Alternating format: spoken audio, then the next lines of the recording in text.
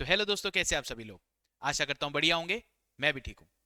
मेरा नाम है आकाश गुप्ता और मैं आपके लिए आज लाया हूँ ज्ञान सागर क्लासेस की तरफ से सीए फाउंडेशन का चैप्टर नंबर 1 सेंट्रल टेंडेंसी के मॉडल सॉल्यूशंस। ये आपका जो मॉड्यूल है, आपके पास इसके अंदर सेट ए, सेट बी और सेट सी के क्वेश्चंस दिए गए हैं। तो हमारी कोशिश ये है कि हम आपको यहाँ पे इनके लॉजिक्स के साथ इनका आंसर प्रोवाइड करके चलें कि कोई आंसर जो आ रहा है वो क्यों है। ठीक है, आइए तो शुरू करते हैं सेट ए से। Let's go. सबसे पहला क्वेश्चन है आपके पास, measures of central tendency for a given set of observation measures the scatterness of the observations, the central location of the observations, both A and B, or D, none of these. Since the name of the chapter is measure of central tendency, ये measure भी क्या ही करते हैं, the central location of the observations. तो इसलिए answer सही जो होगा वो होगा option number B. Second question पढ़ते हैं। While computing the arithmetic mean from a group frequency distribution, we assume that the classes are of equal length, the classes have equal frequency, all the values of the class are equal and of mid value of that class, or none of these. Arithmetic mean जब हम किसी group frequency से निकालते हैं, group frequency distribution में, तो आपको classes दी हुई होती हैं। क्लासेस दी गई होती हैं तो आपको उसमें अज्यूम करना पड़ता है कि सारी वैल्यूज उस ग्रुप्ड फ्रीक्वेंसी की एक क्लास में एक ही वैल्यू के बराबर है, जो कि होती है उसकी मिड वैल्यू के बराबर। ये अजम्पशन हमें लेना पड़ता है, इसलिए इसका ऑप्शन क्या होता है, ऑप्शन नंबर, सही आंसर आएगा option number C. Let's go, तीसरा question. Which of the following statements is wrong? Mean is rigidly defined, mean is not affected due to sampling fluctuations, mean has some mathematical properties, या all of these. ध्यान से देखिए, mean rigidly defined होता है, mean की कुछ ना कुछ तो मैथमेटिकल प्रॉपर्टीज होंगी ही। ये गलत जवाब है कि mean is not affected due to sampling fluctuations. अगर सैंपल में फ्लक्चुएशन आएगा तो क्या होगा, आपके मीन के अंदर फर्क आएगा। इसलिए ये वाला ऑप्शन, क्योंकि ये वाली बात जो है वो गलत है, इसलिए ये ऑप्शन बी जो है, 3 का बी, वो है सही। चलिए आगे चलते हैं। Point number 4, which of the following statement is true? Usually mean is the best measure of the central tendency. आगे देखने की जरूरत ही नहीं, arithmetic mean is the most commonly used, central tendency का ये बेस्ट मेजर होता है, most commonly used and best measure. ठीक है जी। For open ended classification which of the following is the best measure of central tendency? जब open ended classification होता है, जब हमें नहीं पता कि लोएस्ट वैल्यू क्या आ सकती है और बिगेस्ट वैल्यू क्या आ सकती है, तब आपका best measure of central tendency होता है मीडियन। इसका आंसर आना चाहिए सही, मीडियन। क्वेश्चन नंबर 6 पे चलते हैं। The presence of extreme observations does not affect the presence of extreme observations. अगर नीचे की तरफ कोई बहुत छोटा नंबर है और ऊपर की तरफ कोई बहुत बड़ा नंबर, और बाकी नंबर आपके एक पर्टिकुलर ग्रुप के अंदर एग्जिस्ट करते हैं, तो विच ऑफ द सेंट्रल टेंडेंसी को इस पे फर्क नहीं पड़ता। इसका आंसर है मीडियन। मीडियन सिर्फ फोकस करता है कि बीच से बीच की वैल्यू आपकी जो है वो कौन सी आ रही। ठीक है, तो आपको फर्क नहीं पड़ेगा कि सबसे नीचे की तरफ अगर छोटे से छोटी जो वैल्यूज है वो अगर छोटी हो, या बड़ी से बड़ी वैल्यू कितनी भी बड़ी हो जाए, इट डजंट मैटर। आपका जो एक्सट्रीम ऑब्जर्वेशन है उसका असर इस पे नहीं आएगा, because median only focuses on the बिल्कुल सेंट्रल मोस्ट, पोजिशनली बिल्कुल सेंट्रल मोस्ट अपनी पोजिशन को। Question number 7, in case of an even number of observation which of the following is median? एक इवन नंबर ऑफ ऑब्जर्वेशन के case में median किसे कहा जाता है? आइए देखते हैं ऑप्शंस क्या क्या है अपने पास। Any of the two middle values, ऐसा तो नहीं होता। चलिए आगे देखते हैं। The simple average of these two middle values, हाँ ये जरूर हो सकता है। Weighted average of these two middle values, weighted average के बारे में हमने नहीं पढ़ा है, इसका आंसर होगा बी। एनी ऑफ दीज तो वैसे भी नहीं हो सकता। ठीक है जी। जब मीडियन इवन नंबर ऑफ का होता है, इवन नंबर ऑफ ऑब्जर्वेशंस का होता है, तब इसका फॉर्मूला निकल के आता है n+1/2।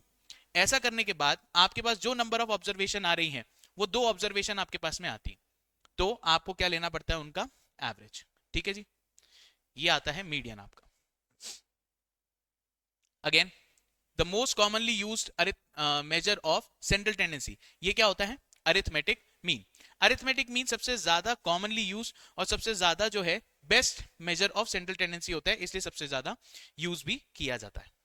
क्वेश्चन नंबर 9 की तरफ ध्यान देते हैं. Which one of the followings is not uniquely defined? क्या वो मीन है, क्या वो मीडियन है, मोड है, ऑल ऑफ दीज है? इसका आंसर है सर मोड. ऐसा क्यों? आप किसी फ्रीक्वेंसी डिस्ट्रीब्यूशन अगर आपको दिया जाए और उसके अंदर सेम फ्रीक्वेंसी आ जाए एक किसी पर्टिकुलर आइटम की, तो ये यूनिकली डिफाइंड नहीं होगा. आपका स्पेसिफिक मीन निकल सकता है, आपका स्पेसिफिक मीडियन निकल सकता है, पर मोड आपके कई निकल सकते हैं, इसलिए हम कहेंगे it is not uniquely defined. चलिए क्वेश्चन नंबर 10 की बात करते हैं. Which of the following measure of the central tendency is difficult to compute? क्या वो मीन है, मीडियन है, मोड है या geometric mean? Sir geometric mean का फॉर्मूला आपको पता है. आप अरिथमेटिक मीन, मीडियन, मोड तो निकाल लोगे. ज्योमेट्रिक मीन अगर 10 आइटम का आपको दे दिया जाए तो आपको रूट टू द पावर 10 करना पड़ेगा, 1/10. क्या बोला मैंने? अगर 10 ऑब्जर्वेशंस हैं, n जो है आपका अगर 10 है, तो ऑब्जर्वेशन सबको आपस में मल्टीप्लाई तो पहले आपको करना ही पड़ेगा, उसके बाद उसका रूट लगाना पड़ेगा 10 से. क्या ये करना आसान है? I don't think so. इसलिए जो इसका आंसर है वो होगा geometric mean. It is not very easy to calculate, right? It is not easy to calculate. ये आपका difficult to calculate central tendency का मेजर है. आइए अगले क्वेश्चन की तरफ रुक करते हैं. Which of the measures of central tendency are considered for finding the average rates? Rates की बात हो रही है, something upon something, p by q की फॉर्म में. इसके लिए अरिथमेटिक मीन इतना नहीं काम लिया जाता. Geometric mean and harmonic mean, हाँ हार्मोनिक मीन तो मोस्टली, और ज्योमेट्रिक मीन भी इसके काम आता है, इसलिए इसका आंसर होगा point number D. I hope so you getting my point, right? अच्छा इधर देखते हैं. For a moderately skewed distribution, which of the following relationship holds? ये हमें पढ़ाया जाता है ड्यूरिंग द चैप्टर कि अगर आपको मोड नहीं दिया गया है तो वो डायरेक्टली इस वाले फॉर्मूले से निकल के आ सकता है. गेम है पहचानने का कि सही इक्वेशन है क्या. Mean minus mode is equal to 3 mean minus median. ये आपकी जो है सही वाली इक्वेशन होती है. बाद में इसी को हम आगे डिराइव करके सीधा दूसरा फॉर्मूला निकालते हैं. बट यहां गेम क्या है कि सारी ही इक्वेशन सिमिलर तरीके की दे रखी है, आपको सेंट्रल टेंडेंसी इधर उधर जंबल्ड अप कर रखी है. तो that's why it's a difficult question. आपको ये याद होना चाहिए इक्वेशन, ये ध्यान रखेंगे. मीन माइनस मोड, इस तरफ मोड है, फिर मीन माइनस मीडियन और फिर 3 से मल्टीप्लाइड है, ये आपके पास राइट हैंड साइड. चलिए आगे बढ़ते हैं. क्वेश्चन नंबर 13 की बात करते हैं. Weighted averages. Weighted averages are considered when? Weighted averages. Sir weighted averages कब करते हैं? मान लीजिए आपकी जो क्या कहना चाहिए ऑब्जर्वेशंस है वो डिफरेंट इंपॉर्टेंस की हैं. किसी को आपको ज्यादा वेट देना है, किसी को कम, है ना? जैसे a lot of number of people are of middle class. Upper class के लिए कम है, लोअर क्लास के लिए भी एक बार को कह लीजिए थोड़ा कम है. अगर मुझे वेट देना है मिडिल क्लास की तरफ ज्यादा, बिकॉज मैं जिस तरीके की चीज के बारे में सोच रहा हूं वो मिडिल क्लास से ज्यादा क्या कहते हैं अपील करती है, तो मैं फिर वेट दूंगा मिडिल क्लास की जनरेशन की पॉपुलेशन को. ऐसा अगर करूंगा तो मुझे कुछ एक्स्ट्रा वेट डालना पड़ेगा ऑन द क्या कहना चाहिए, ज्यादा वेट डालना पड़ेगा मिडिल क्लास के ऊपर. इसकी वजह से क्या कहेंगे, all the observations if are not of equal importance, तो उन पे वेट, अगर वो अनइक्वल इंपॉर्टेंस की होती हैं तब उन पे वेटेड एवरेज लगाया जाता है. तो इसलिए आपको ये समझना होगा, डेटा नॉट क्लासिफाइड ऐसा केस नहीं होता. The data are put in the form of group frequency distribution, ऐसी भी बात नहीं है. जब ये ऑब्जर्वेशंस इक्वल इंपॉर्टेंस की नहीं होती तो जिसको इंपॉर्टेंस देनी होती है उसे वेट दिया जाता है, इसीलिए वेटेड एवरेज का यूज भी किया जाता है.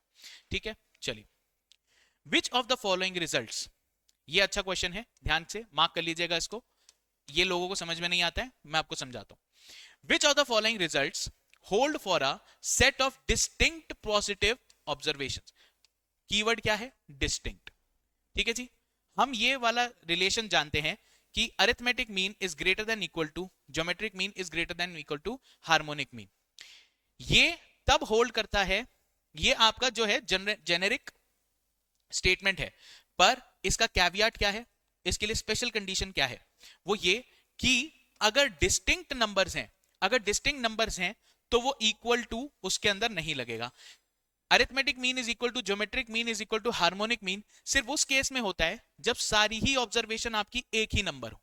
अगर ऐसा होगा तो आपका अरिथमेटिक मीन भी सेम आएगा, हार्मोनिक मीन भी सेम आएगा और ज्योमेट्रिक मीन भी सेम आएगा। बट यहां पे क्वेश्चन के अंदर बोला क्या गया है, डिस्टिंक्ट डिस्टिंक्ट पॉजिटिव ऑब्जर्वेशंस। तो ऐसे केस में ये वाला जो पॉसिबिलिटी है ये हो जाती है खत्म। इस वजह से ये वाला जो हमारा पढ़ा हुआ स्टेटमेंट है या पढ़ा हुआ जो लॉजिक है ये हो जाता है फेल, और आपके पास इस वाले रिलेशंस में से सिर्फ ग्रेटर देन वाले रह जाते हैं। इक्वल टू सिर्फ तब होता है जब ये नंबर सारे अलग होते, सारे सेम होते। पर यहां क्या बोल रहे हैं, डिस्टिंक्ट है ही अलग। अगर अलग हैं तो आप फिर ये वाला जो है आपके लिए रिलेशन होल्ड करेगा कि arithmetic mean is greater then geometric mean is greater then harmonic mean. Correct. चलिए आगे बढ़ते हैं। When a firm registers both profits and losses यानी प्लस आइटम भी हैं और माइनस आइटम्स भी हैं, which of the following measure of central tendency cannot be considered?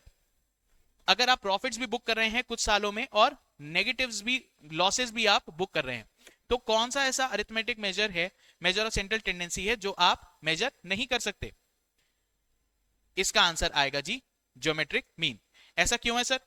ऐसा इसलिए सर कि ज्योमेट्रिक मीन दिया जाता है, जो ऑब्जर्वेशंस होती हैं वो आपस में मल्टीप्लाई होती चली जाती हैं और फिर उसके बाद दिया जाता है उनका उतने ही अमाउंट का, उतने ही नंबर जितनी भी क्वांटिटी है उनका रूट 1/n द्वारा। बट अगर मान लीजिए यहां कोई नेगेटिव नंबर आ जाए और उसको सेट ऑफ करने के लिए कोई और लॉस ना हो तो ये फिर सॉल्व ही नहीं हो पाएगा, ये बन जाएगा एक इमेजिनरी नंबर जिसे डिनोट किया जाता है आयोटा से। क्या बोला जाता है? आयोटा। इससे अगर ऐसा हुआ तो आप ज्योमेट्रिक मीन निकाल ही नहीं पाएंगे, तो इसलिए दिस इज नॉट पॉसिबल। इसलिए इसका आंसर क्या होगा? Geometric mean. ठीक है सर, एक्सप्लेनेशन क्लियर हुई आपको? अच्छा आगे बढ़ते हैं। Quartiles are the values dividing a given set of observations into. आपको एक गिवन सेट ऑफ ऑब्जर्वेशंस हैं, इसमें क्वार्टाइल कितने पार्ट्स में तोड़ता है? मीडियन तोड़ता है 2 में और क्वार्टाइल तोड़ते हैं इसको 4 इक्वल पार्ट्स में, 1 2 3 एंड 4। इसलिए इसका आंसर क्या होगा? 4 इक्वल पार्ट्स। ठीक है, क्वार्टाइल लिखा है ध्यान से, n लिखा होगा तो क्वांटाइल हो जाएगा, वो फिर आपके लिए क्या आएगा? 5 इक्वल पार्ट्स। इसका ध्यान रखेंगे, क्वार्टाइल का ध्यान रखेंगे, हालांकि क्वार्टाइल्स आर मोर इंपॉर्टेंट।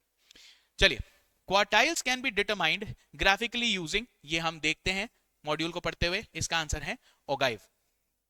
चलिए, विच of the following measures possesses mathematical properties? Mathematical properties कौन कौन सी जो सेंट्रल टेंडेंसी है वो होल्ड करते हैं? क्या वो अरिथमेटिक मीन है, ज्योमेट्रिक मीन है, हार्मोनिक मीन है? अरे कुछ ना कुछ तो मैथमेटिकल प्रॉपर्टीज सभी होल्ड करते होंगे, तो इसका आंसर होगा ऑल ऑफ दीज। ठीक है, कभी कभी कॉमन सेंस से भी क्वेश्चन जो है अपना सॉल्व होता है। आइए बात करते हैं, which of the following measures satisfies, हाँ जी, which of the measures satisfies a linear relationship between two variables? Mean, median, mode या all of these? Answer is all of these. ये दोनों ही, ये तीनों ही basically linear relationship between two variables आपके जो है satisfy करते हैं उनको, तो इसलिए इसका आंसर आएगा all of these। चलिए इसके बाद आते हैं आखिरी क्वेश्चन पे, सेट ए के। इसमें बोल रहा है which of the following measures of central tendency is based only on the 50% of the central values? आपके पास एक गिवन डेटा सेट है, आपके पास में गिवन डेटा सेट है, ठीक है, और ये आपसे कह रहा है कि 50% पे ही जो है ये फोकस करता है। फोकस तो एक्चुअली 100 पे ही है, पर जब फाइनली आप आते हो तो मिडिल वैल्यू जो होती है बिल्कुल सेंट्रल वैल्यू, उसमें अगर आप 50 वैल्यूज पे भी उठा के रखोगे तो भी ये मीडियन उसी पे गिरेगा जिस पे आप 100 वैल्यूज पे कर रहे थे। इस वजह से इसका आंसर आएगा मीडियन। बेसिकली अगर मैं मीडियन निकालूं और ये 100 है हमारी, ठीक है, 100 ऑब्जर्वेशंस है, मान लीजिए मैंने मीडियन अगर यहां गिराया, मेरे को बोला 50 और 51 के ऑब्जर्वेशन के बीच में ये अपनी बिल्कुल सेंट्रल वैल्यू है, तो अगर आप इसको सिर्फ 50% की ऑब्जर्वेशंस के साथ भी देखें, सिर्फ इतने को ही आप नोटिस करें, तो भी तो आप देख सकते हैं कि मीडियन यही आएगा।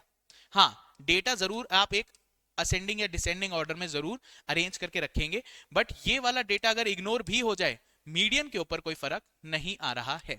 इस वजह से ये इसके ऊपर it is based on only 50% of the central values, ये वाली जो बात है वो मीडियन जो है वो पूरी कर देगा। आइए चलिए सेट बी की तरफ बात करते हैं, सेट बी पे फोकस करते हैं। आइए चलिए, right down the correct answers for each of the question, this carries 2 marks. If there are 3 observations, question number 1 की बात करते हैं। If there are 3 observations 15, 20 and 25, 15, 20 and 25, the sum of the deviations, क्या बोला, the sum of the deviations of the observation from the arithmetic mean is कितना, 15, 20 and 25। अब आपको ये बात पता होनी चाहिए, अरिथमेटिक मीन अकेली ऐसी सेंट्रल टेंडेंसी है जिससे आप किसी भी सीरीज को ले लीजिए, अगर आपने उसका अरिथमेटिक मीन निकाला और उसकी सेंट्रल जो जो या ऑब्जर्वेशंस हैं उससे इसका डिविएशन लिया from the arithmetic mean, that will always always always come out to be 0। इसे आप यहां भी देख सकते हैं। पहली बात तो इसका आंसर है 0। अब इसको मैथमेटिकली थोड़ा प्रूव करके देखते हैं। आइए, ये है मेरे पास बोर्ड और हमारे पास में डेटा है 15, 20 एंड 25। ठीक है जी, इनका सम आता है 15, 20, 25 का 35 और 25, 55, 5, 60। इनका सम आया 60। और जैसा कि हम जानते हैं x बार दिया जाता है बराबर sigma x upon n। Sigma x हमने निकाला, इन सबका समेशन कितना आया 60, तो ये आया अपने पास में 60। और नंबर ऑफ ऑब्जर्वेशन कितनी है 1, 2 एंड 3, इसका आंसर है 1, 2 एंड 3, तो ये आया आपके पास में 20। 20 क्या हुआ, 20 हुआ आपकी अरिथमेटिक मीन। 20 क्या हुआ आपका अरिथमेटिक मीन। चलिए, ये आपका अरिथमेटिक मीन निकल के आ गया। अब आप इससे एक बार डिविएशन जरा कैलकुलेट करके देखिए। डिविएशन कैलकुलेट करके देखिए, अगर ये xi है तो डिविएशन क्या होगा, ये बराबर होगा x माइनस xi। इससे क्या दिया जाता है डिविएशन। चलिए, तो ये दिया जाएगा बाय, ये मैथमेटिकल प्रॉपर्टी है जस्ट मैं आपको प्रूव करके दिखा रहा हूं। ठीक है, 20 है, 15 का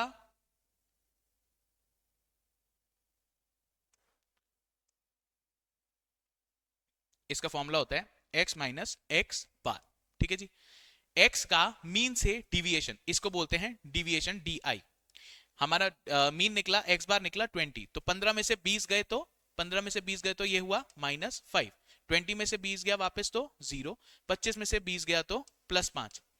यहां पे भी देख लीजिए डिविएशंस का sum of deviation, sum of di from arithmetic mean will always come out to be 0। आप इसको यहां प्रूव करके देख रहे हैं, पर ये as an identity, as a property of arithmetic mean famous है। आप कोई भी और सेंट्रल टेंडेंसी ले लीजिए, आई कैन नॉट से कि वहां पे ऐसा होगा या नहीं होगा, but in case of arithmetic mean ये हमेशा ही ट्रू होता है, इसलिए इसका आंसर आएगा आपका A 0। चलिए सेकंड क्वेश्चन करते हैं। What is the median for the following observations, क्या बोला जा रहा है, what is the meaning of, what is the median of the following observation. तो यहां आपको क्या करना पड़ेगा, इसको सबसे पहले जब भी हम क्या निकालते हैं मीडियन, पोजिशनल है जी, पोजिशनल सेंट्रल टेंडेंसी है, इसके लिए सबसे पहला काम मुझे क्या करना पड़ता है, we have to arrange them in a ascending order. तो सबसे पहले छोटा लिया नंबर मैंने, असेंडिंग या डिसेंडिंग किसी भी ऑर्डर में आप इसको लगा सकते हैं। सबसे पहले सबसे छोटा लिया, फिर उसके बाद लिया 5, फिर लिया 6, 4, 5, 6, फिर उसके बाद लिया 8, 9 and 11, 8, 9 and 11। Number of observation जी कितनी है, 1, 2, 3, 4, 5, 6, 1, 2, 3, 4, 5, 6। अब मीडियन दिया जाता है इन केस ऑफ इंडिविजुअल सीरीज दिया जाता है n+1 डिवाइड बाय 2th। ये कौन सी आती है, ऑब्जर्वेशन आती है, ये सीधे मीडियन का फॉर्मूला नहीं है ये, n+1 number of observation +1 divide by 2, ये वाली ऑब्जर्वेशन आती है जी आपकी। अच्छा, अब क्या करें, 6 है आपके पास ऑब्जर्वेशन, तो आपके पास ऑब्जर्वेशन कौन सी होगी, मीडियन बराबर होगा, median will be equal to 7/2, that means 3.5th term. ठीक है जी, ये निकाला जा सकता है किस प्रकार, 6 थर्ड जो है, थर्ड टर्म है वो है 6, फोर्थ टर्म है 8th, इन दोनों का एवरेज अगर आप लेंगे तो आप पहुंच जाएंगे 3.5th टर्म पे। तो इन दोनों का average 6 + 8 divide by 2 is equal to, ये आएगा आपका 7। 8 से 14 divide by 2 is 7, answer is B, correct. समझ में आ गया। पहले आपको इसको अरेंज करना जरूरी है जी, अरेंज करे बिना मीडियन निकालोगे गलती करोगे, ठीक है। ये इसका सबसे इंपॉर्टेंट स्टेप होता है शुरुआत, पहले इसको एक लॉजिकल सीक्वेंस में लगाना जरूरी है, ठीक है। आप ऐसे ही सीधे सेंट्रल टेंडेंसी कैलकुलेट नहीं कर सकते। अगले क्वेश्चन पे चलते हैं, क्वेश्चन नंबर 3। यहां ये बोल रहा है what is the modal value, modal value मतलब mode, mode for the numbers 5, 8, 6, 4, 10, 15, 18 and 10। जहां पे देखिए 10 दो बार आ रहा है बनिस्बत बाकी सब के, बाकी सब एक एक बार आ रहे हैं, इसकी फ्रीक्वेंसी आ रही है दो बार, ये दो बार रिपीट हो रहा है। सिंस इसकी फ्रीक्वेंसी सबसे ज्यादा है, आपका आंसर आएगा 10, करेक्ट। बहुत ही इजी, बहुत ही आसान। What is the geometric mean for the number 8, 24 and 40। अच्छा जी, ये एक अच्छा क्वेश्चन है, इसको मेरे को बोर्ड पे करके दिखाने दीजिए आपको। ज्योमेट्रिक मीन चाहिए जी 8, 24 एंड 40 का। आइए बोर्ड पे, चलिए 8, 24 एंड 40, इसका आपको जीएम निकालना है, ज्योमेट्रिक मीन ऑफ 8, 24 एंड 40। ऐसा करने के बाद ज्योमेट्रिक मीन दिया जाएगा इस नंबर्स का, आपस में मल्टीप्लाई कर देंगे, एंड सिंस n बराबर यहां पे कितना है, n बराबर यहां पे है 3, तो यहां पे हम क्या करेंगे, इसकी पावर लगा देंगे 1/3। इतना तो आपको समझ में आता है, ठीक है जी। अब आप क्या कीजिए, 8 और इन सब नंबर्स को इनके प्राइम फैक्टर्स में तोड़ दीजिए, छोटे से छोटा करके ले आइए, देखिए आपका जीवन कैसे आसान होगा, ठीक है जी। इसको मैं ऐसे भी लिख सकता हूं, इसको मैं ऐसे भी लिख सकता हूं, 2 को क्या लिख सकता हूं मैं, 2 इंटू 2 इंटू 2, राइट, ठीक है जी। एक बड़ा मल्टीप्लीकेशन लगाते हैं। 24 को कैसे लिख सकते हैं, इसको लिख सकता हूं 4 इंटू 6, 6 4 24 होता है, पर मुझे तो प्राइम फैक्टर्स में तोड़ना था, इसको लिखो आप 2 इंटू 2, ठीक है जी। 4 हो गया 2 इंटू 2, और 6 क्या हो गया 3 इंटू 2, ठीक है जी। ये हो जाएगा 3 इंटू 2, ऐसे ही होगा। 2 टू 4, 4 टू 8, 8 3 24, आगे जी वहीं पहुंच गए। अच्छा, बड़ा मल्टीप्लीकेशन लगाइए। अब 40, 40 कैसे दिया जा सकता है, 2 इंटू 2, 4, 4 इंटू 10, 10 दिया जाता है 5 इंटू 2 से। क्या आप कुछ देख पा रहे हैं, क्या कुछ कॉमन निकल सकता है इसमें से, जी हाँ बिल्कुल निकल सकता है, ध्यान से देखिए। अगर मैं इसको निकाल दूं एक बार, 2 इंटू 2 और ये इंटू 2, ये एक बार कॉमन निकल जाएगा, इसके अलावा 2 ये निकल जाएगा। आपको आखिरी में निकालना क्या था, आपको इस पूरे नंबर का थर्ड रूट निकालना है। तो क्या मैं ऐसा कह सकता हूं, ये हो जाएगा 2 का क्यूब एक बार इंटू 2 का क्यूब दो बार इंटू 2 का क्यूब 3 बार, ठीक है जी। ये सब हो जाएगा, है ना। और ये आ जाएगा आपका इंटू, यहां पे बचेगा 3, यहां बचेगा क्या 5, तो ये हो जाएगा 3 इंटू 5, ये आपका आएगा इसकी पावर 1/3। अगर ऐसा करेंगे तो इसका मतलब क्या होगा, बेस सेम है, पावर आपकी ऐड हो रही है, बेस सेम है तो पावर जो ऊपर आपकी लगी हुई है और ये मल्टीप्लाई हो रहे हैं आपस में, तो ये क्या होंगे add.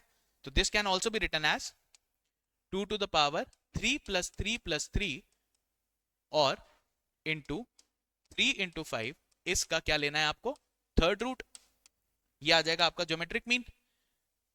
This can also be written as 2 into 9 और 15 इंटू 1/3। ऐसा करेंगे तो आपके पास में आएगा 2 टू द पावर 9, इसका 1/3 इंटू 15 की पावर 1/3। ऐसा करोगे तो ये तो रह जाएगा क्यूब रूट में, ये तो रह जाएगा क्यूब रूट में, और इसका अगर आप ब्रैकेट खोलेंगे तो क्या होगा, ये इसको डिवाइड करेगा और आपके पास में आ जाएगा 2 टू द पावर 3 बाहर, और क्यूब रूट में आ जाएगा 15 की पावर 1/3। ऐसा करते ही आपके पास में आ जाएगा 8 इंटू 15 का क्यूब रूट, इसे ऐसे भी तो लिख सकते हैं, ये आपका आ जाएगा आंसर। ध्यान से देखिए, आपके पास में ऐसा ऑप्शन गिवन है, 8 into cube root of 3, cube root of 15, तो ये आपका आंसर हो जाएगा, ठीक है।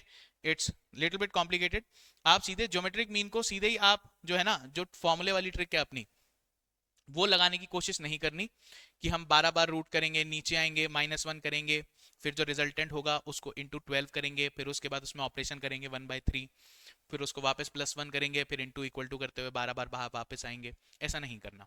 ज्योमेट्रिक मीन में कोशिश करो, अगर आपको दिख रहा है 8 है जी, ये 2 के मल्टीपल है, 24 भी 2 का मल्टीपल है, 40 भी 2 का मल्टीपल है, तो आप एक बार नंबर्स निकालने की कोशिश कीजिए, प्राइम फैक्टराइजेशन कीजिए। जितना ऐसा होने के बाद में अगर कट जाएगा तो आपके पास में छोटा नंबर आ जाएगा, ये सब आ जाएगा बाहर, और आपके पास में बचेगा अंदर वो नंबर जिसको नीचे फैक्टराइज नहीं किया जा सकता। चलिए, तो इसलिए इसका आंसर क्या हुआ अपना? Answer number C. Got it? चलिए नेक्स्ट क्वेश्चन करते हैं। आइए, मजा आ रहा है? चलिए, the harmonic mean for the numbers 2, 3 and 5 is, 2, 3 and 5 का हार्मोनिक मीन क्या होता है? तो हार्मोनिक मीन दिया जाता है by the following formula. Harmonic mean किसी भी नंबर्स का दिया जाता है कैसे? n by 1 upon x plus 1 upon y plus 1 upon z, ऐसे दिया जाता है। ठीक है, इस तरीके से फॉर्मूला है। अपने पास नंबर्स क्या हैं? 2, 3 और 5, 2, 3 और 5। तो इसको किस तरीके से लिखा जा सकता है? नंबर ऑफ ऑब्जर्वेशन कितनी? 3। ठीक है, आपके पास में ऑब्जर्वेशन क्या है? 1/2 प्लस 1/3 प्लस 1/5। 2, 3 और 5 है ना, ये क्या आ जाएंगे? रेसिप्रोकल में। रेसिप्रोकल में आने के बाद अगर आप इसको सॉल्व करेंगे तो आपके पास में आ जाएगा हार्मोनिक मीन। क्या करेंगे? 1/2, 1/3 और 1/5 को निकाल निकाल के आप ऐड करते जाएंगे मेमोरी के अंदर। ठीक है, कैलकुलेटर होगा आपके पास। तो 1/2 क्या होता है? 0.5, 0.5 को मेमोरी में डाला। ठीक है जी, फिर 1/3, 1/3 होता है 0.33, ये आता है आपका 0.333, इसको भी डाला आपने मेमोरी में। 1/5 क्या होता है? 0.2, 1/5 होता है 0.2, ये इसने भी आपको, इसको भी आपने डाला मेमोरी में। अब आप क्या करेंगे? 3, 3 डिवाइड मेमोरी रिकॉल, ये आ रहा है आपका 1.033, और ऐसा करने के बाद आपके पास आंसर आएगा 2.90, यानी हार्मोनिक मीन इस नंबर्स का आ रहा है 2.90।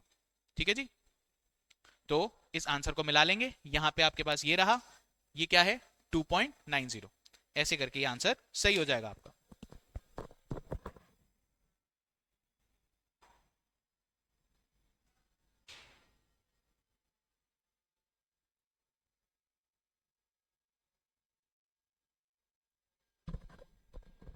चलिए नेक्स्ट क्वेश्चन करते हैं। नेक्स्ट क्वेश्चन करते हैं, आइए। If the arithmetic mean and geometric mean of two numbers are 6.5 and 6, ध्यान दीजिएगा, arithmetic mean and geometric mean आपको दिए गए हैं। Two numbers are 6.5 and 6 respectively, then two numbers are. अब इसको कैसे करें? ध्यान से देखिएगा। ज्योमेट्रिक मीन दो नंबर का क्या होगा? दो नंबर मल्टीप्लाई होने चाहिए और उनका उनका स्क्वायर रूट कितना होना चाहिए? 36। क्या मैं ऐसा कह सकता हूं कि मुझे एक नंबर चाहिए जो कि क्या होगा? क्वेश्चन नंबर है ये, क्वेश्चन नंबर 6। क्वेश्चन नंबर 6 में बात कर रहे हैं, आपके पास दो नंबर होने चाहिए x और y, जिनका स्क्वायर होना चाहिए 6 का स्क्वायर, जिनका मल्टीप्लीकेशन होना चाहिए 6 का स्क्वायर। ऐसा मैं कह सकता हूं क्या? Answer is yes. इसका मतलब कोई ऐसे नंबर ढूंढो जिनका मल्टीप्लीकेशन बराबर होना चाहिए 36 के, क्योंकि ये इसका geometric mean, x and y का ज्योमेट्रिक मीन क्या आ रहा है? 6, तो इनका मल्टीप्लीकेशन कितना आएगा? 36 के बराबर। अब आप यहां पे चेक कर लीजिए कौन कौन से ऐसे नंबर हैं जिनका मल्टीप्लीकेशन 36 के बराबर आता है। 7 6 कितना होता है? 42, तो ये ऑप्शन तो कट गया। 9 4 36, चेक कर लेते हैं, ये तो है ही है, आगे देखते हैं कोई और तो नहीं। 10 into 3, 10 into 3 is 30 and 8 5 are 40. We are only left with the choice 9 and 4. आपको पूरा भी सॉल्व करने की जरूरत नहीं। अगर आप ये देख लें कि geometric mean of these two numbers, two numbers क्या है, अरिथमेटिक मीन तो आपको निकालना पड़ेगा 9 एंड 4। अगर आपको कोई 36 आ जाए, geometric mean of two numbers will be 6, तो इसका स्क्वायर बराबर होगा इन दोनों नंबर्स के मल्टीप्लीकेशन के बारे में, राइट? तो ऐसा करने के बाद आप सीधे ही चेक कर सकते हैं कि इसका आंसर होगा 9 एंड 4।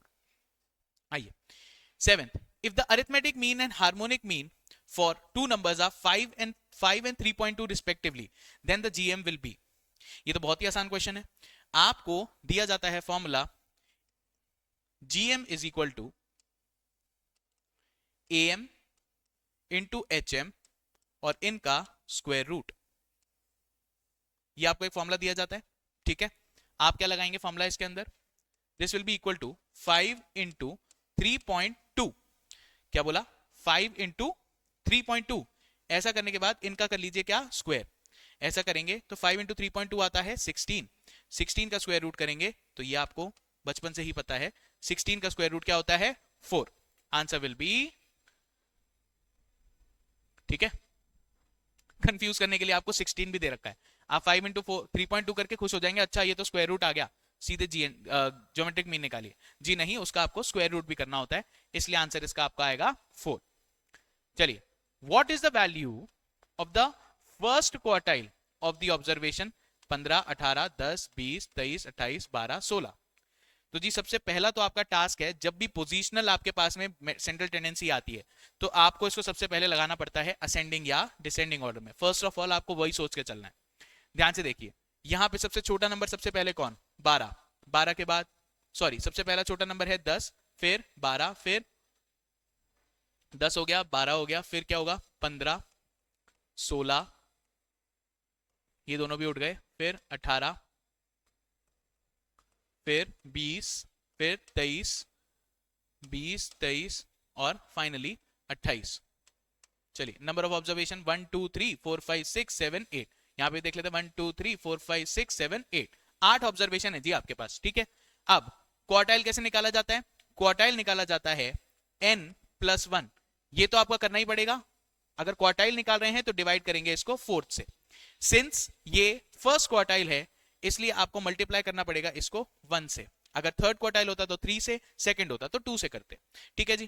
क्वार्टाइल पूछ रहा है कौन सी वाली, फर्स्ट वाली। फर्स्ट वाली मतलब इसका ये क्या ऑप्शन निकला, इसका मतलब क्या निकला, नंबर ऑफ ऑब्जर्वेशन कितनी थी 8, तो ये होगा 8 plus 1 divide by 4, that means 9/4, जो कि आएगा आपका 9/4 आएगा 2.25 टर्म, 4.5 का आधा 2.25 टर्म। अब सर इसका क्या मतलब होता है, अभी समझाते हैं। 2.25 टर्म, आप ध्यान से देखिए, 2.25 टर्म का क्या मतलब होगा, दूसरी टर्म पे क्या लिखा है 12 और 15 में क्या, थर्ड टर्म में क्या लिखा है 15। आपको चाहिए क्या 2.25 टर्म, सेकंड चाहिए नहीं, सेकंड से आगे बढ़ चुके, सेकंड से आगे बढ़ चुके और सेकंड और थर्ड के बीच में कोई नंबर आपके पास में आने वाला है। तो इसे कैलकुलेट किया कैसे जाता है, 2.25 टर्म मतलब सेकंड टर्म, ठीक है जी, प्लस 0.25 आपको मल्टीप्लाई करना है of third term minus 12 second term. Third term और सेकंड टर्म के बीच में जो डिफरेंस है उसका 0.25 आपको चाहिए।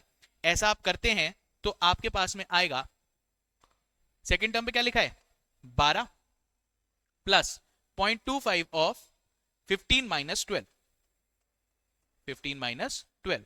ऐसा करेंगे तो 3 इनका 0.5 आएगा, 3 इसका 0.25, यह आंसर आना चाहिए आपका।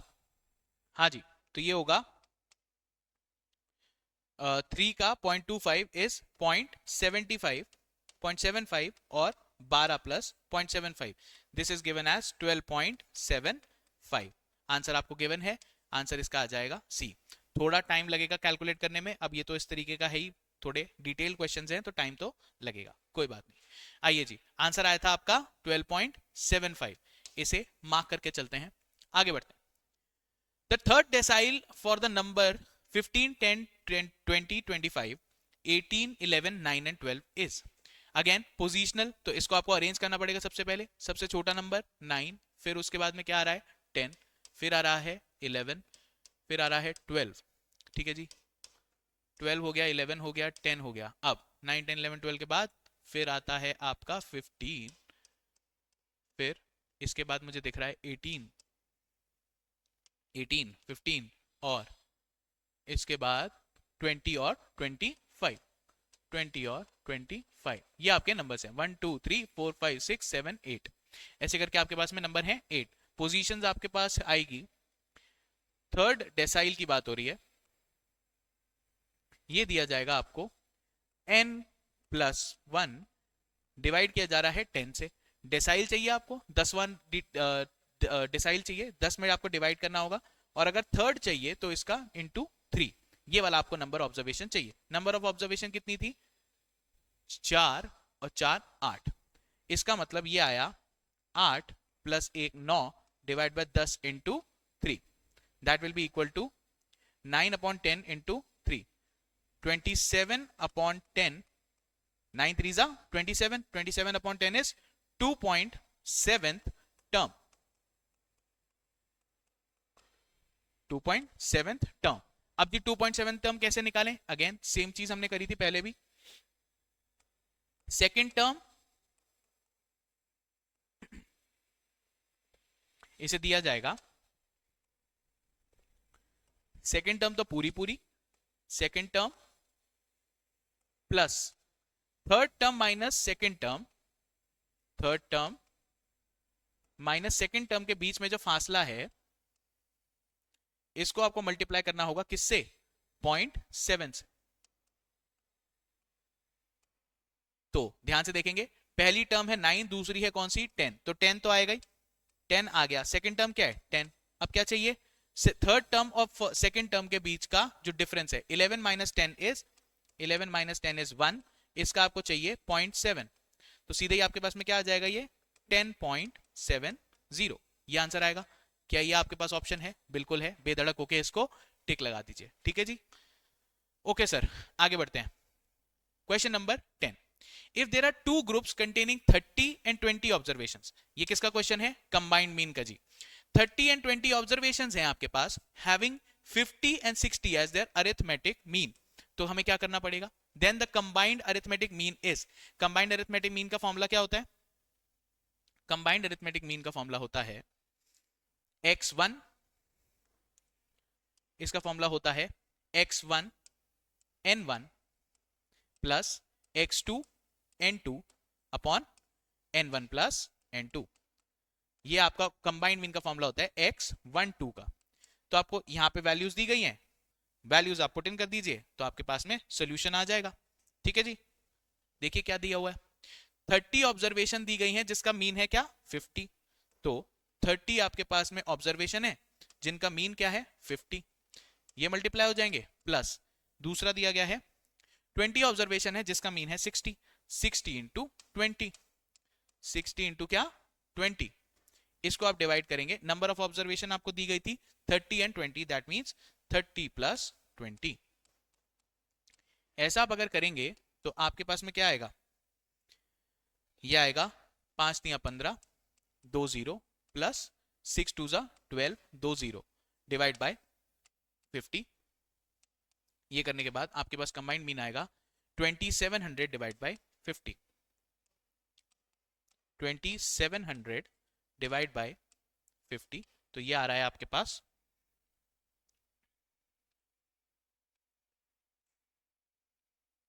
54, ये आंसर आ रहा है आपका 54, ये आपका क्या हो जाएगा?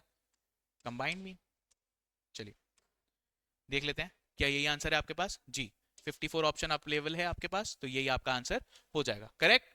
ठीक है, कैलकुलेशन समझ में आई? ओके, आगे बढ़ते हैं।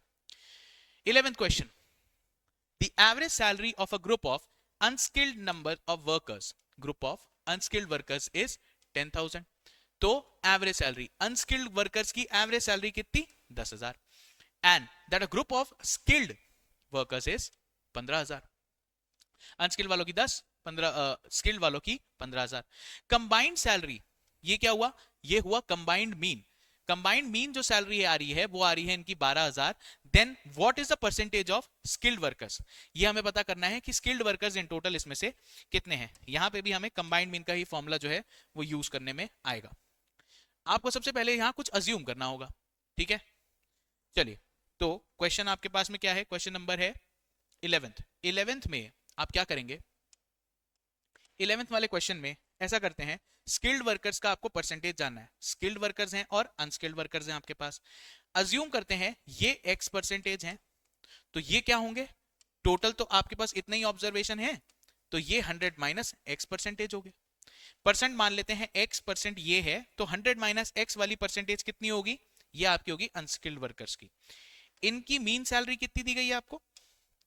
इसकी मीन सैलरी कितनी दी गई है, देखिए स्किल्ड के sorry salary mean average salary आपको दी गई है कितनी, 15 दी गई है फॉर स्किल्ड, 10 दी गई है फॉर 10 दी गई है फॉर अनस्किल्ड वर्कर्स, ऐसा ही तो है। इसका कलर मैं थोड़ा सा चेंज कर देता हूं, ठीक है।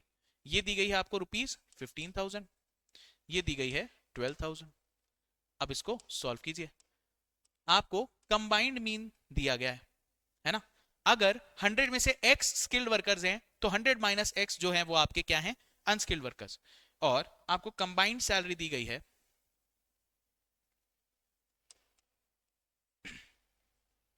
बराबर 12,000 रुपए।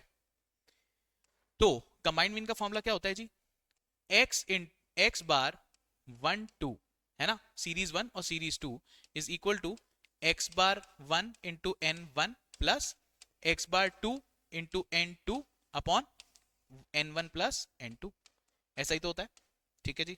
अब आपको दिया गया है ये जो कंबाइंड सैलरी है ये कितनी है, 12,000 रुपए की, एवरेज ही तो है। अच्छा, आपको n1 ऐसा करते हैं, इसमें स्किल्ड वाले को मान लेते हैं, तो x बार कितना है ये तो पता है, एवरेज सैलरी कितनी 15,000, नंबर कितना है वो नहीं पता, तो चलो इसको x माना था, x ले लेते हैं इधर। दूसरी तरफ आपके पास अनस्किल्ड वर्कर्स की एवरेज सैलरी भी अवेलेबल है, 10,000 इंटू ये कितना लिया आपने, ये लिया 100 माइनस x। ये हम अज्यूम करते हैं कि इन्हीं दोनों का ही जो है ब्रेकअप है इन द वर्कर्स।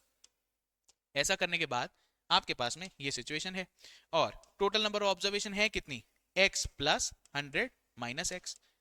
100 ही है पर लिखने का तरीका मैं आपको बता देता हूं ताकि n1 और n2 आपके सामने रहें, x और माइनस x कट जाएगा, आपके पास में 100 रह जाएगा। चलिए तो फाइनली 100 आपके पास बचेगा, इस 100 को यहां मल्टीप्लाई कर देते हैं, तो आपके पास में क्या बचा, ये 12,000 और उसके बाद 2 जीरो और लगा दिए, ठीक है जी। तो ये हो गया 12 लाख। इधर क्या हालात है, इधर आपके पास है 15,000 x, ठीक है जी, प्लस 10,000 मल्टीप्लाई किए 1 लाख 100 के अंदर, तो ये हो गया 10 लाख। 10 लाख हो गया, 10,000 में 2 जीरो जुड़े, लाख 10 लाख, ठीक है जी। और 10,000 जो है x ये आ गया माइनस का, ये माइनस में मल्टीप्लाई हो जाएगा, तो आपके पास में सिचुएशन कुछ इस प्रकार बचेगी। अच्छा जी, 15,000 माइनस 10,000 x, तो यहां तो कितने बचे, यहां बचे 5,000 x, यहां 5,000 x बचे, और ये 12 लाख है, ये कितना है 10 लाख, ये चला जाएगा यहां नेगेटिव से, तो आपके पास में बचेगा, यहां आपके पास में बचेगा 12 lakh minus 10 lakh is equal to, ये आएगा 5,000 x। अब 5,000 को नीचे ले जाइए और सॉल्व कर दीजिए, तो x की वैल्यू आपके पास में आ जाएगी, x बराबर है 5,000 चला गया नीचे, तो दिस मींस 2 लाख अपॉन 5। तो ये कितना आ रहा है आपका, 5 4 20, 5 4 20, और ये अच्छा सॉरी ये 5,000 आएगा, तो इससे 3 जीरो चले गए, 3 जीरो चले गए, और ये आ जाएगा आपके पास में फाइनली 40, ठीक है। ये क्या आया 40, तो x बराबर कितना हुआ 40। ये हमने इसकी अज्यूम परसेंटेज मानी थी, हमें यही चाहिए था कि स्किल्ड वर्कर्स कितने हैं, तो आपके पास 40% का आंसर है। ओरिजिनली देख लीजिए आपके पास में नोट में था, हमने अज्यूम किया था क्या, हमने अज्यूम क्या किया था, आपका x परसेंटेज क्या है, नंबर ऑफ स्किल्ड वर्कर्स, 100 में से इसको हटा देंगे तो ये नंबर आ जाएगा अनस्किल्ड वर्कर्स का। ऐसे आपने कंबाइंड मीन का फॉर्मूला निकाल के यूज करके आपने जो स्किल्ड वर्कर्स का है उनकी संख्या पाली। अगर अनस्किल्ड वर्कर्स के लिए पूछता तो उसका आंसर होता 60%। गॉट इट, कंसेप्ट समझ में आया, आई होप सो समझ में आया होगा। चलिए, if there are two groups with 75 and 65 as their harmonic mean containing 15 and 13 observations, 15 और 13 ऑब्जर्वेशन है, तो इनका कंबाइंड हार्मोनिक मीन किस प्रकार दिया जाता है, इसका आपके पास एक्चुअली में एक फॉर्मूला है, तो फॉर्मूला कैसे है उसको लिख लेते हैं। नेक्स्ट पेज पे आते हैं, नेक्स्ट पेज पे कंबाइंड मीन का फॉर्मूला दिया जाता है, combined harmonic mean, combined harmonic mean दिया जाता है कुछ इस प्रकार,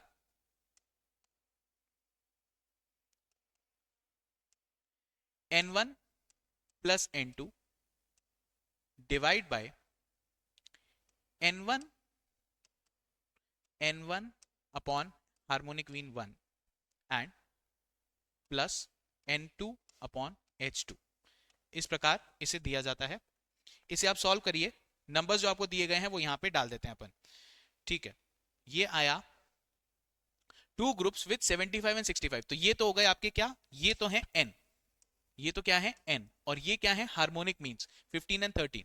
तो अगर 75 आपका n1 है तो यहां पे उसका h होगा 15। हाँ जी, तो कंबाइंड हार्मोनिक मीन का फॉर्मूला कुछ दिया जाता है n1 plus n2 upon n1 upon h1 plus n2 upon h2। तो सबसे पहले देखते हैं नंबर ऑफ ऑब्जर्वेशन कितनी है। Two groups, there are two groups with 75 and 65 क्या है, ये हैं आपके हार्मोनिक मीन्स, ये तो आपके हैं h है ना, ये तो सॉरी आपके हैं h, और ये क्या है नंबर ऑफ ऑब्जर्वेशंस। तो ऐसा करने के बाद आपको लिखना पड़ेगा फॉर्मूले के अंदर 15 प्लस 13, 15 प्लस 13 अपॉन n1 वापस 15 अपॉन 75 प्लस 13 अपॉन 65। ऐसा करके आपके पास में कंबाइंड हार्मोनिक मीन आ जाएगा। अच्छा जी, तो ये किसके बराबर हो रहा है, ये तो ऊपर हो जाएगा आपका 28 के बराबर, 15 और 13 ऐड होने के बाद। ये आपका कैसे आएगा, ये देख लीजिए, 15 जाएगा 5 टाइम्स और 13 जाएगा 5 टाइम्स।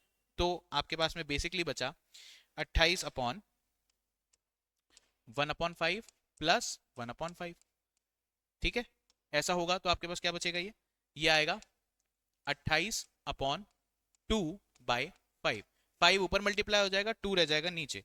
दिस मीन्स ये आपके पास में आएगा 28 इंटू 5 अपॉन 2। ऐसा करेंगे तो आपके पास में आएगा 14 5 जा 70। यहां से 2 से 28 कटेगा,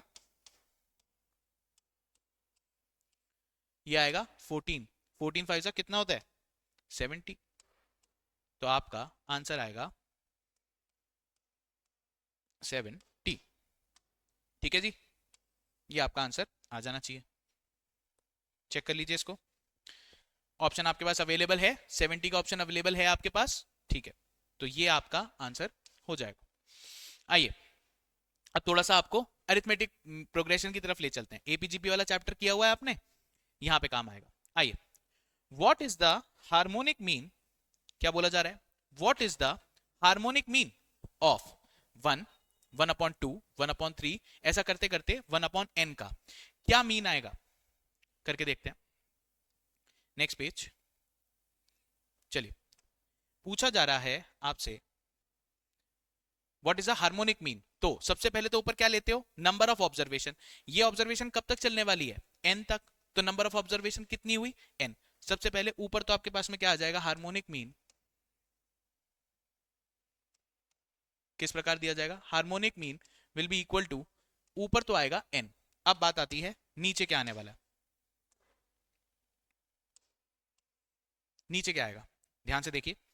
आपको बोला गया है नंबर्स हैं आपके पास 1/2, आपको दिए ही क्या गए हैं, रेसिप्रोकल्स। 1/2, 1/3, 1/4, 1/5, ऐसे करते करते 1/n। अब अगर आपको इनका हार्मोनिक मीन चाहिए तो फॉर्मूला होता है n/1/x, 1/y, 1/z, ऐसे करके।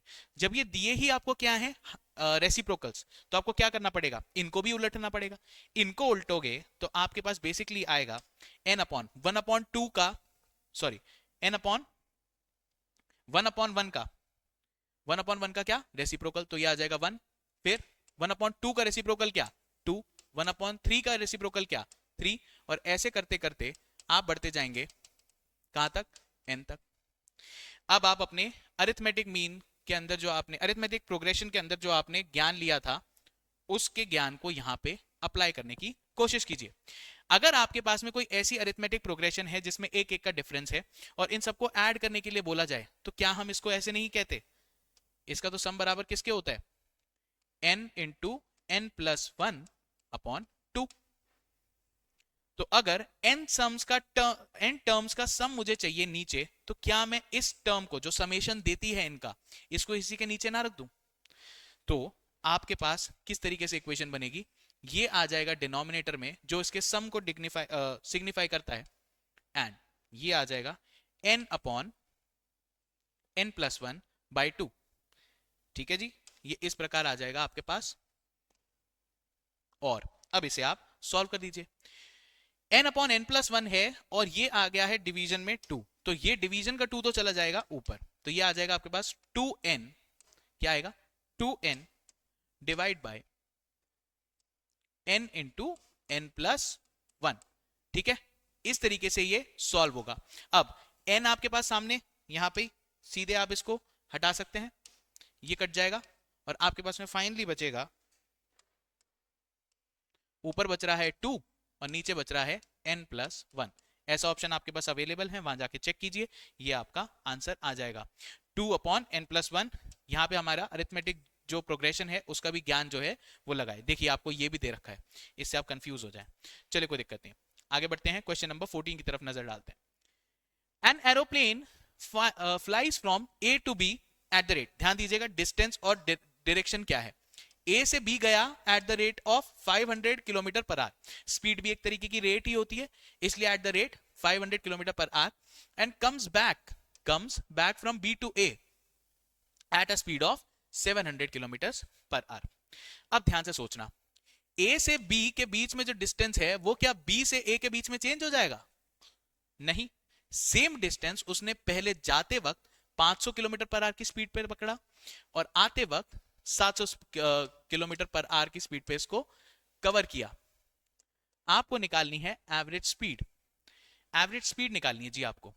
ठीक है, एवरेज स्पीड, ध्यान दीजिएगा जब डिस्टेंस सेम होता है, क्या बोला मैंने, जब डिस्टेंस सेम होता है तो उनकी एवरेज स्पीड दी जाती है, उनके बीच में आने जाने की एवरेज स्पीड दी जाती है उनके हार्मोनिक मीन से।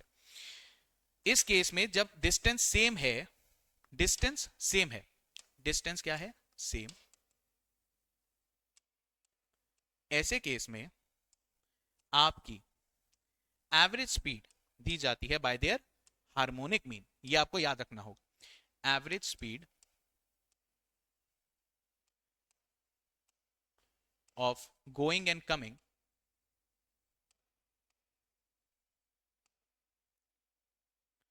ये दी जाती है आपको by the harmonic mean of the speeds.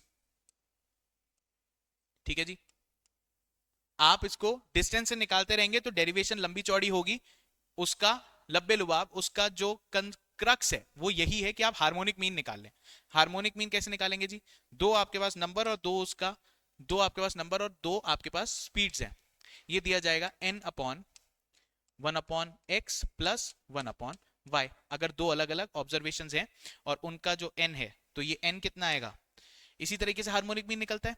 अब सिंस आपके पास में दो ही क्या है ऑब्जर्वेशन, तो आप क्या डालेंगे 2/1/x और 1/y। एक सेकेंड, इसको हम ले लेते हैं एक बार को, इसको मैं सॉल्व कर देता हूं। n ऊपर तो ये आएगा, अगर x y को मैं क्या ले लूं, x y को ले लूं मैं एज अ एलसीएम, तो y जाएगा इधर, ये बन जाएगा y प्लस एक्स, ऐसा हो जाएगा, और ये जो नीचे वाला है ये ऊपर चला जाएगा।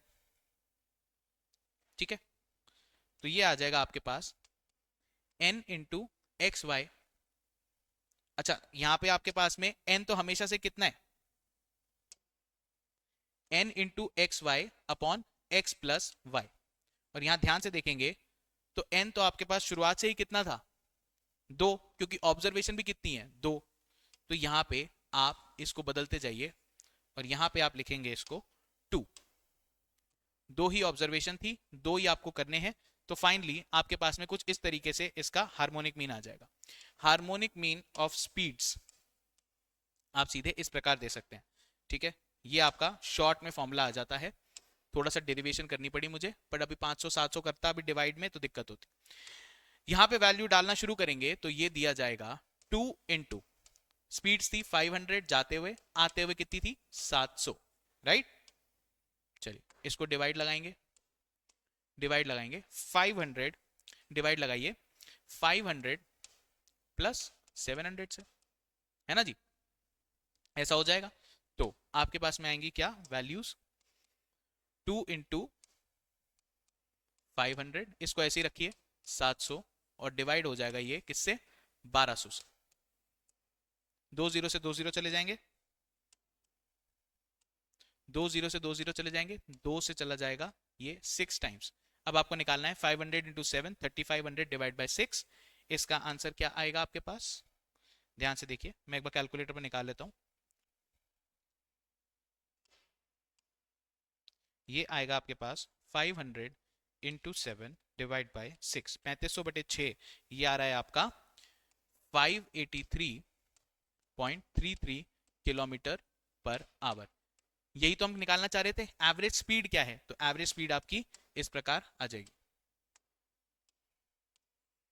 ध्यान से देखिए, आपके पास में ये अवेलेबल होगा, option number B, right in front of your eyes, right. चलिए, ये आपका आंसर हो गया। क्वेश्चन नंबर 15, बहुत ही आसान, बड़े सारे मुश्किल सवालों के बीच में एक आसान सवाल। If a variable assumes values 1 2 3 4 5 with frequencies, वो भी क्या है, 1 2 3 4 5, then what is the arithmetic mean। बहुत ही सिंपल सवाल, ये हम कितनी बार करते हैं अरिथमेटिक मीन निकालते हुए। अगले पेज पे चलते हैं। ये देखिए, मान लीजिए आपको दिया गया है x, क्या दिया गया है जी, x दिया गया है और फ्रीक्वेंसी दी गई है, ठीक। किस तरह दी गई है, ये आपके पास में available numbers, they will be given as 1 2 3 4 5। इनकी फ्रीक्वेंसी भी क्या दी गई है, 1 2 3 4 एंड 5। अब आपको निकालना है क्या, इनका अरिथमेटिक मीन, यही तो निकालना है। चलिए कैसे निकालेंगे, सबसे पहले आप कीजिए फ्रीक्वेंसीज का सम, हमें चाहिए होगा सिग्मा एफ, तो ये आएगा सिग्मा एफ आएगा, निकाल लीजिए, 5 4 9, 9 3 12, 2 14 और 1 15, ये आएगा 15, करेक्ट। और दूसरी चीज जो चाहिए होगी वो क्या, इन फ्रीक्वेंसी और जो x है इनको मल्टीप्लाई भी करना होगा, हमें चाहिए होगा fx, हमें चाहिए होगा fx। इसे आगे बढ़ाएंगे, आपके पास में कैलकुलेट होके आया fx, 1 इंटू 1 कितना होता है जी, 1, 2 इंटू 2 कितना होता है, 4, 3 3 जा 9, 4 4 जा 16 और 5 5 जा 25, ठीक है। तो सबके स्क्वायर हो गए और आपको निकालना है इनका सम, क्योंकि आपको और भी क्या चाहिए होगा, सिग्मा fx।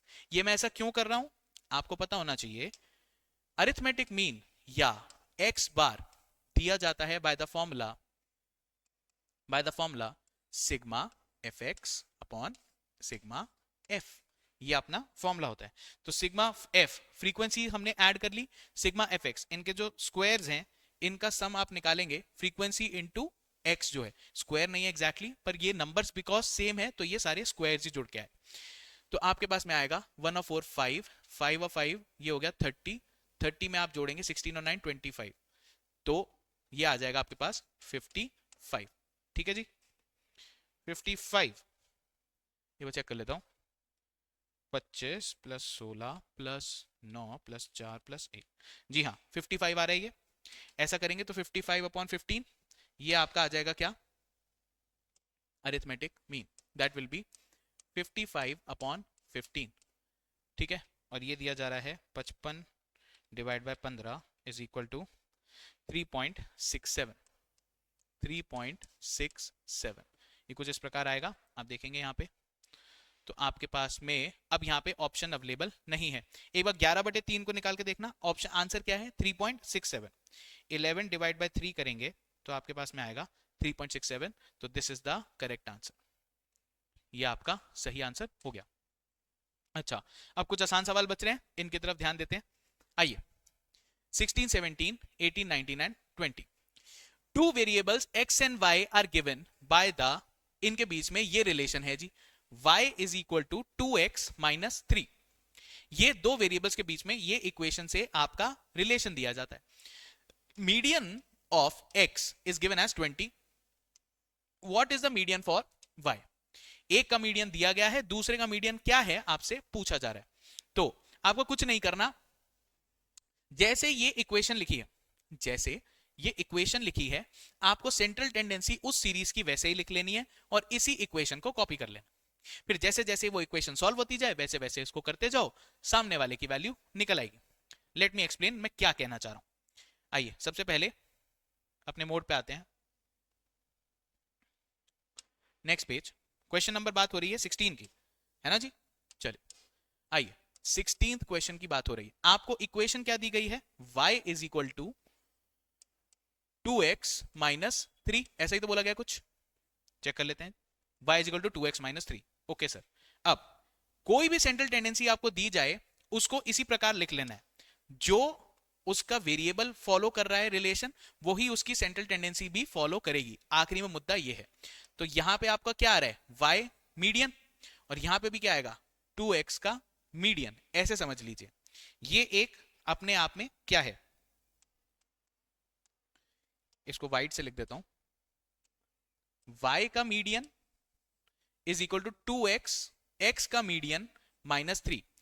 सेंट्रल टेंडेंसी लिख दीजिए, उससे रिप्लेस कर दीजिए, वो भी यही रिलेशन फॉलो करेगी जो y और x के बीच का रिलेशन है। अब आपको क्या बताया गया है, कुछ बताया गया आपको, इस द हाँ, ये आपको दिया गया है मीडियन ऑफ x दिया गया है 20। इस वाली इक्वेशन में x मीडियन की वैल्यू आप रख लीजिए 20, तो आपके पास इक्वेशन क्या बची, y बराबर 2 इंटू 20 माइनस 3, तो ये हो जाएगा 40 minus 3, that is 37। As simple as that. क्या इससे आसान कोई सवाल हो सकता है? इतनी सारी हमने समझदारी और दिमाग लगाया, अब हमारे को रिवॉर्ड मिल रहे हैं, अब हमारे पास आसान आसान सवाल आ रहे हैं। चलिए इसका आंसर आपको दिया गया है 16 का आएगा 37। Got it, simple. ये सिर्फ मीडियन के लिए नहीं, ये किसी भी सेंट्रल टेंडेंसी के लिए आपका लगेगा, अरिथमेटिक मीन, मोड, मीडियन। चलिए आगे आइए 17। If the relationship between, again relationship की बात आ गई, u एंड v, इस बार एक जो आपके पास वेरिएबल्स हैं वो कर दिए क्या, change. 2v 2u plus v plus 7 is equal to 0। सबसे पहले तो इस इक्वेशन को लिखिए। आपके पास में क्या बोला गया 17 क्वेश्चन में, 17 क्वेश्चन में बोला गया 2u plus v plus 7 is equal to क्या, 0, यही बोला गया 2u प्लस v प्लस 7। हाँ जी। अब ये पूछ क्या रहा है, अभी आपसे पूछ रहा है if the arithmetic mean of u is 10। अगर ये इक्वेशन है तो इनका अरिथमेटिक मीन भी यही इक्वेशन फॉलो करेगा। तो आपको कुछ नहीं करना, यहां नीचे लिख देना है बस अरिथमेटिक मीन, u का अरिथमेटिक मीन और v का अरिथमेटिक मीन, बाकी जैसा चल रहा है वैसे ही चलने दो उसको। 2u वैल्यू किसकी दी है, वैल्यू दी है जी u की, तो आपको क्या बोला गया 2 इंटू 10, अरिथमेटिक मीन 10 ही तो था इसका, am क्या था u का 10, तो हम करेंगे 2 इंटू 10 प्लस v, ऐसा का ऐसा रहेगा, v का अरिथमेटिक मीन, एंड ये बराबर ये plus 7 will be equal to क्या हो जाएगा 0। ये इक्वेशन दी गई है 20 प्लस 7, तो v का अरिथमेटिक मीन कितने के बराबर हो गया, v अरिथमेटिक मीन ये बराबर हो गया 27 के, पर ये 27 यहां पे प्लस में था, तो इस तरफ गया, जब इक्वल टू के इस तरफ गया तो क्या होगा, इसका हो जाएगा क्या, साइन चेंज, इसका साइन चेंज हो जाएगा जी। अच्छा कर देते हैं साइन चेंज, इसको 27 को इधर किसका आया और इसके सामने लगा दिया एक प्यारा सा माइनस, ठीक है। ये आपका क्या आएगा आंसर, -27 आपके v का आंसर है। -27 दिख रहा है आपको, इसको टिक लगा लीजिए, ये आपका सोल्यूशन हो गया। Got it. अच्छा इफ 18वां सेम पैटर्न फॉलो करता हुआ, if x and y are related by x minus y is -10 is equal to 0, तो mode of the x is known to be 23, तो मोड ऑफ द y क्या होगा। Again इस equation को लिख लीजिए। 18th क्वेश्चन, 16 17 18 सिमिलर तरीके के हैं। 18 यहां पे बोला जा रहा है x minus y minus 10, x minus y minus 10 is equal to 0, 10 is equal to 0 and x का मोड दिया गया है 23। अगर ये इक्वेशन x और y फॉलो करते हैं तो इनके मोड भी फॉलो करते होंगे, ठीक है। ऐसे करके इसको सॉल्व कीजिए। x की वैल्यू दी गई है आपको कितनी 23 दी गई है, तो यहां पे आप कर लीजिए 23 माइनस y मोड माइनस 10, ये बराबर दिया गया है 0 के। ऐसा करेंगे तो आपके पास में आएगा 23 माइनस 10 इज 13, ये बचा प्लस का 13 और ये होगा माइनस का मोड। तो इस माइनस के y के मोड को उधर ले जाऊंगा तो ये हो जाएगा प्लस का y मोड। और यहां पे आपके पास क्या बचा 23 माइनस 10, यहां पे ये बचा तो ये बचेगा आपके पास में प्लस का 13। This will be your answer. Check कर लेंगे 13 आपके पास में ऑप्शन अवेलेबल है, बिल्कुल है जी, B is your correct answer. I hope so the point is clear. 3 question एक ही तरीके के हमने किए, ये आपका कंसेप्ट रिवाइज करा देंगे। आ गया ये 19 एंड 20, 19 एंड 20। यहां पे बात चल रही है if geometric mean of x is 10 and geometric mean of y is क्या 15। ए का ज्योमेट्रिक मीन दिया गया है आपको 10, दूसरे का दिया गया है 15, तो geometric mean of x and y will be what.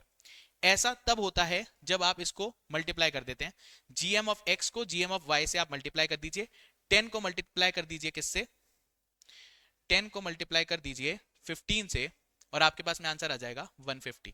19 का ए जो होगा वो आपके लिए क्या होगा करेक्ट आंसर। चलिए ठीक है, 19 का ए आपके लिए होगा करेक्ट आंसर, ये आप कर लेंगे टिक। 20th क्वेश्चन, इसके ऊपर ध्यान देते हैं। If the arithmetic mean and geometric mean for 10 observations are both 15, क्या बोला गया, am and gm of 10 observations are both 15, then the value of hm is। हमने ये वाला क्वेश्चन किया था, ये वाली बात हमने की थी, मैंने आपको क्या बताया था, ऐसा कहा जाता है कि arithmetic mean is greater than equal to geometric mean is greater than equal to harmonic mean। Usually तो अगर डिस्टिंक्ट आपके पास में ऑब्जर्वेशंस हैं, डिस्टिंक्ट ऑब्जर्वेशंस हैं, तो ये ऊपर वाला जो रिलेशन है आपका फॉलो करेगा। Arithmetic mean is greater then GM, GM is greater then HM, ये फॉलो करता है। तो ये इक्वल टू वाला केस कब आता है, इक्वल टू वाला केस तब आता है जब ये सारी ही जो ऑब्जर्वेशंस हैं किसी गिवन सीरीज की, सारी ही ऑब्जर्वेशन क्या होती हैं, ये होती हैं आपकी इक्वल।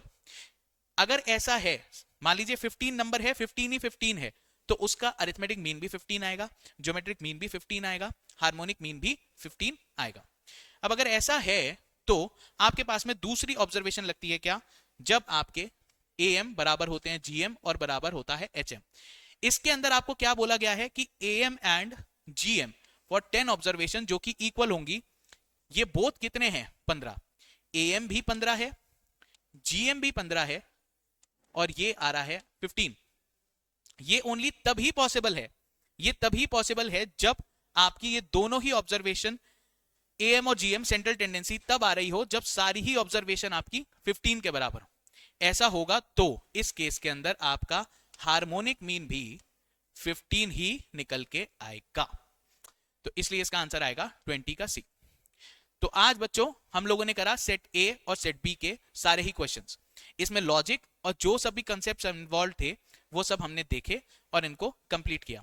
मैं सेट सी के साथ आपके साथ वापस जुड़ूंगा, है ना, जल्दी ही। तब तक के लिए आप अपनी तैयारी करते रहिए और thank you very much for giving your time and I hope so this could have helped, है ना। All the best.